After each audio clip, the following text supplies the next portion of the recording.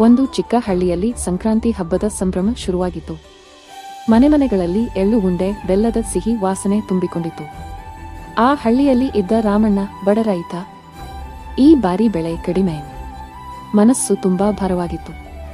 ಆದರೂ ಹಬ್ಬ ಆಚರಿಸುತ್ತಿದ್ದ. ಅದೇ ಹಳ್ಳಿಯ ಲಕ್ಷ್ಮಮ್ಮ ಸಂಕ್ರಾಂತಿಯ ದಿನ ಪ್ರತಿ ಮನೆಗೂ ಎಳ್ಳು, ಬೆಲ್ಲ ಹಂಚುವ ಸಂಪ್ರದಾಯ ಮಾಡುತ್ತಿದ್ದರು. ರಾಮಣ್ಣ ಮನೆ ಮುಂದೆ ಬಂದಾಗ ಅವನ ಕಣ್ಣುಗಳಲ್ಲಿ ಬೇಸರ ಕಂಡಳು. ಅವಳು ನಗುಮುಖದಿಂದ ಹೇಳಿದಳು, ಸಂಕ್ರಾಂತಿ ಅಂದ್ರೆ ಸಿಹಿ ಕಹಿ ಎರಡು ಸೇರಬೇಕು ಅಲ್ವಾ? ಎಳ್ಳು ಬೆಲ್ಲ ಕೈಗೆ ಕೊಟ್ಟು, ಇವತ್ತು ನೋವು ಇದ್ದರೂ ನಾಳೆ ಸಿಹಿ ಬರುತ್ತದೆ ಅಂದಳು. ಆಗ ರಾಮಣ್ಣನ ಕಣ್ಣಲ್ಲಿ ನೀರು, ಮನಸ್ಸಿನಲ್ಲಿ ಧೈರ್ಯ ತಂದುಕೊಂಡನು.